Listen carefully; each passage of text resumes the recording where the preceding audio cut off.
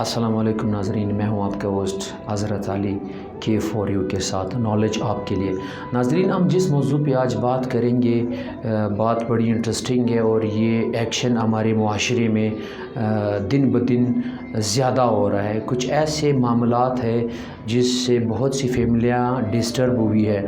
Family members ये कहते हैं कि अब हमें अपने बच्चों से, और बच्चे कहते हैं अब हमें अपने पेरेंट्स से डर लगने लगा है। रिसेंटली एक हफ़्ता या 10 दिन पहले कोयटा सिटी में एक ऐसा वाक़या पेश आया जिसमें एक भाई ने अपने 3 भाइयों को शहीद किया था। फिर अभी 4-5 दिन हो गए, एक वालिद ने अपने बेटे को मारा था और बेटे ने कोयटा सिटी में अपने वालिद को शहीद किया था। फिर इसी तरह एक शौहर ने अपनी बीवी को कत्ल किया। इसके पीछे रीज़न्स क्या है जिससे ये इफ़ेक्ट हो रहा है? रीज़न बहुत ही सिंपल है, 2-3 रीज़न है। एक हमारे नाजायज़ ख्वाहिशात है, हमारे कुछ ऐसे ख्वाहिशात है जिसे पूरा करना पेरेंट्स के लिए इम्पॉसिबल है। पेरेंट्स वो ख्वाहिशात पूरे नहीं कर सकते मगर हमारे बच्चे इंसिस्ट करते हैं। इसी तरह अगर हम लोग फैमिली में जो पेरेंट्स है वो अपने बच्चों से कुछ इस तरह की एक्सपेक्टेशन रखते हैं, ख्वाहिशात रखते हैं जिसकी वजह से उनके बच्चे अपनी ज़िंदगी से आत को बैठते हैं। इसी तरह कराची में रिसेंटली एक वाक़या हुआ है। एक टीचर्स ने और पेरेंट्स ने एक लड़के को टिकटॉक बनाने से मना किया था कि बेटा आप ये वीडियोज़ ना बनाएं, इससे आपकी स्टडी डिस्टर्ब हो रही है। मगर उसके दोस्त उसे कहते थे कि आप बेहतरीन वीडियोज़ बनाते हो, आपके व्यूज़ आते हैं, आपके फॉलोवर बहुत ज़्यादा है। तो वो लड़का उस एक्टिविटी को नहीं छोड़ रहा था जिसकी वजह से उसने अपनी ज़िंदगी का ख़ात्मा किया मगर एक्टिविटी को नहीं छोड़ा। इसी तरह कराची में एक औरत ने अपने शौहर को तकरीबन 8 या 10 महीने पहले एक बड़े औजार से उसके टुकड़े टुकड़े किए थे। इसी तरह इंडिया में एक लड़की ने, आयशा नाम की लड़की ने सुसाइड किया था। इसी तरह इंडिया के एक और प्रोविंस में एक माँ ने दूध में जहर मिलाकर अपनी और अपने बच्चों की ज़िंदगी का ख़ात्मा किया। इसी तरह अफ़गानिस्तान के एग्जांपल्स है, अमेरिका में भी ये होता रहता है। इसी तरह ऑस्ट्रेलिया में ये होता है। तुर्की में आप लोगों ने देखा होगा कि वो फ्लाई ओवर से छलांग लगा देते हैं, पानी में अपनी ज़िंदगी का ख़ात्मा करता है।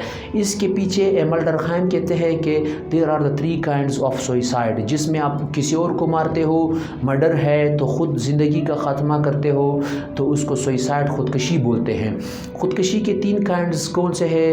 पहला नंबर है, इसे ईगोस्टिक कहते हैं। ईगोस्टिक में बंदा खुद परस्त हो जाता है, कहता है कि माँ बाप मुझे सिर्फ अटेंशन दे दे, माँ बाप मेरे लिए खर्च करे, माँ बाप जो मैं कहता हूँ माँ बाप वो मुझे ला के दे दे। इसको ईगोस्टिक कहता है। बंदा खुद परस्त हो जाता है, अपने माँ बाप के बारे में, अपने बहन भाइयों के बारे में, अपने मुस्तकबिल के बारे में नहीं सोचता है। न वो ये सोचता है कि माँ बाप किस हालात में मेरे ज़रूरियात को पूरे कर रहे हैं, वो इस चीज़ के बारे में भी नहीं सोचता है। न उससे उसका कोई ताल्लुक़ होता है, क्योंकि वो जिस माहौल में रह रहा है उसके दोस्त जो होते हैं वो उसको फोर्स करते हैं कि आपके माँ बाप क्यों आपको सपोर्ट नहीं कर रहे। आपके बड़े भाई को गाड़ी दी, आपके बड़े भाई के लिए बिज़नेस खोल रहे हैं, आपके बड़े भाई को अच्छा तालीम लेके उन्होंने दे दिया है। अगर आप अभी भी स्ट्रगल कर रहे हो लाइफ में तो फिर वो एक ऐसा एक्शन लेता है, सबसे पहले तो वो अपनी ज़िंदगी का ख़ात्मा करता है। अगर वो ज़िंदगी का ख़ात्मा नहीं कर सकता तो उसके लिए आसान तरीका ये है, जो उसके रास्ते में रुकावट है, चाहे माँ बाप हो, चाहे बहन भाई हो, चाहे रिलेटिव्स हो, तो उसका वो ख़ात्मा करते हैं। इसी तरह इसका दूसरा किस्म है जिसे अल्ट्रास्टिक कहते हैं। अल्ट्रास्टिक में बंदा एक नेशनल लेवल पर, एक बड़े लेवल पर कुछ करना चाहता है। अफ़गानिस्तान में आप लोगों ने देखा कि बहुत से मुजाहिदीन ने फ़िदाई किए वहाँ पर, और वहाँ से तभी अमेरिका भागा है। उसके जो इत्यादी है 41 ममालिक है, 40 ममालिक है, तभी वो यहाँ से भागे। अदरवाइज़ वो ये इस तरह नहीं जा सकते थे कि आप एक बंदूक से लड़ाई करें। इसी तरह अगर हम लोग एक और एग्जांपल ले लें, जापान के जितने भी पायलट्स थे वर्ल्ड वार 2 में, जब उनके पास असला ख़त्म हुआ, जब उनके पास अटैक करने के लिए बॉम्ब नहीं थे, तो उन्होंने अपने जहाज़ों को, अपने लड़ाका तैयारों को अमेरिकन शिप से टकराया और उन शिप्स का ख़ात्मा किया। इसी तरह जो एक थर्ड काइंड है जिसे एनोमिक कहते हैं। एनोमिक में बंदा खुद परस्त होता है एक हद तक, उसमें बंदा अपनी फैमिली के लिए कुछ कर रहा होता है, या तो वो बिज़नेस में लॉस करता है, یا وہ سود پہ پیسے لے لیتے ہیں بینک سے یا کسی بندے سے، یا وہ اپنے پیرنٹس کے یا اپنے بچوں کے خواہشات پوری کرنے کی کوشش کرتا ہے، جس سے وہ قرض میں آ جاتا ہے، جس سے وہ پیسے وہ دوبارہ ادا نہیں کر سکتے، یا جس سے جو انہوں نے پرومس کیے اس کو ادا کرنے کے وہ اہل نہیں ہوتا، لہٰذا وہ پھر اس میں اپنی زندگی کا خاتمہ کرتا ہے۔ اسی طرح اگر ہم لوگ دیکھیں تو پاکستان میں بھی ایک عورت تھی جنہوں نے سندھ کے نہر میں چھلانگ لگایا تھا، جس سے میرے خیال سے اس کی 2 بچیوں کا ڈیتھ ہوا اور ایک بچی اس کی بچ گئی اور والدہ بھی اس کی بچ گئی۔ کیا تھا ہمارے ارد گرد ہو رہا ہے، اس کے پیچھے ہم لوگ محرکات کو تلاش نہیں کرتے ہیں۔ سب سے بڑی وجہ ناجائز خواہشات ہے، سب سے بڑی وجہ اپنے بچوں کو ایک ایسے ماحول میں چھوڑنا ہے جس سے ہم اپنے بچے کو آج کل سمجھ نہیں رہے۔ اگر آپ اسے کھانے کے لیے بلاتے ہو وہ غصہ کرتا ہے، ایگریشن شو کرتا ہے، اگر آپ اسے کچھ پہننے کے لیے منع کرتے ہو یا کہتے ہو وہ ایگریشن شو کرتا ہے۔ ہم لوگوں کے درمیان انڈرسٹینڈنگ نہیں ہے، نہ پیرنٹس بچوں کو سمجھ رہے ہیں نہ بچے پیرنٹس کو سمجھ رہے ہیں۔ آپ سے ریکویسٹ کی جاتی ہے کہ اپنے جائز خواہشات کو مکمل کرنے کی کوشش کریں، اپنے دوست کو نہ دیکھیں، اپنے اوپر سے بندے کو نہ دیکھیں، اپنے کم تر سے بندے کو دیکھیں جس کے پاس سائیکل بھی نہیں ہے، جس کے پاس موٹر سائیکل بھی نہیں ہے۔ شکر کرے کہ اللہ تعالیٰ نے ہمیں جسم صحیح سلامت دی ہے، جسے ہم اللہ تعالیٰ کی عبادت بھی کر سکتے ہیں، جس سے ہم حلال رزق بھی کما سکتے ہیں۔ جتنے ہمارے بچے موبائل سے، لیپ ٹاپ سے یا دوستوں کے گیدرنگ میں رہیں گے، وہ دوست، کیونکہ دوست ڈاکٹرز نہیں ہوتے، دوست انجینئرز نہیں ہوتے، دوست بڑے بزنس مین نہیں ہوتے، نہ دوستوں کے پاس کوئی ایسا ایکسپیرینس ہے کہ ہم لوگ یہ کہہ سکیں کہ بھائی یہ بڑے ایکسپیرینسڈ بندے ہیں، یہ انہیں اچھے نصیحت کرتے ہیں، اچھی راہ کی طرف اس کو لے جاتے ہیں۔ وہ خود جونیئر ہوتے ہیں، وہ خود اسٹوڈنٹ ہوتے ہیں، وہ خود فیملی میں یہ چیزیں فیس کر رہی ہے، تو وہ اسے ایک ایسے ایکشن پہ مجبور کرتے ہیں کہ آپ ماں باپ کے خلاف گن لے لے، اس کو مار دے، گھر کو آگ لگا دے، چیزیں توڑ دے، گھر سے بھاگ جائیں، ماں باپ سے ناراض ہو جائیں، موبائل کو توڑ دے، چند دن کے لیے اپنا موبائل بند کر دے، اسکول نہ جاؤ، کالج چھوڑ دو، گھر کی چیزوں کو بیچ دو۔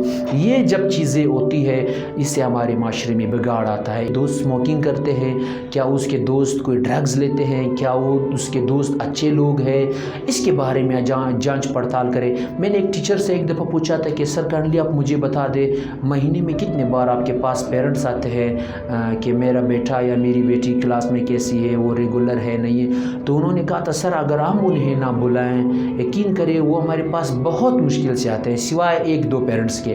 جب تک یہ انڈرسٹینڈنگ نہیں ہوگی، جب تک بچے کو آپ یہ ریئلائز نہیں کرو گے کہ میرے پیچھے ماں باپ آئیں گے، میرا بڑا بھائی آئے گا، میری بڑی سسٹر آئے گی، تب تک وہ بچہ اپنے آپ کو ایڈجسٹ کرنے کی کوشش نہیں کرے گا، وہ آپ کی اور میری امیدوں پر پورا اترنے کی کوشش کرتا ہی نہیں کرے گا۔ ایک پیرٹ ہے، آپ اس کا ایگزامپل لے لیں جسے طوطا کہتے ہیں، آپ اسے ایک پنجرے میں رکھیں، کیا اگر ہم اسے کھانا پینا نہ دیں وہ وہاں پر خوش رہے گا؟ نہیں رہے گا۔ اگر ہم لوگ اسے آزاد چھوڑ دیں، پھر بھی ہم لوگ اسے کھانا پینا نہیں دیتے ہیں، نہ ہم اسے مونگ پھلی دیتے ہیں، نہ ہم اسے کوئی اور ایسی چیز دیتے ہیں جسے وہ پسند ہے، مگر وہ اس آزادی میں خوش ہے۔ پنجرے میں ہم اسے ہر چیز مہیا کرتے ہیں، پانی دیتے ہیں، مونگ پھلی دیتے ہیں، اس کی اور خواہشات پورے کرتے ہیں، اس سے لاڈ پیار کرتے ہیں، مگر پھر بھی وہ خوش نہیں ہے۔ اسی طرح ہمارے بچے بھی فیملی میں اپنے آپ کو قید میں سمجھتے ہیں، جیل سمجھتے ہیں اپنی فیملیز کو، اپنے گھروں کو۔ کیوں؟ کیونکہ ہمارے اور بچوں کے درمیان انڈرسٹینڈنگ نہیں ہے۔ وہ ایک کہاوت ہے کہ بچے کو کھلاؤ سونے کا نوالا مگر دیکھو شیر کے آنکھوں سے۔ امید ہے اللہ تعالیٰ سے کہ میں اور آپ اپنی فیملیز پر نظر رکھیں گے، اپنی خواہشات کو محدود کریں گے، جو ہمیں اللہ تعالیٰ نے دیا ہوا ہے اس پر راضی ہوں گے اور اللہ تعالیٰ کا شکر ادا کریں گے کہ یا اللہ آپ ہمیں اور بھی نواز دے۔ دوسری ویڈیو تک مجھے اجازت دیجیے، اللہ حافظ۔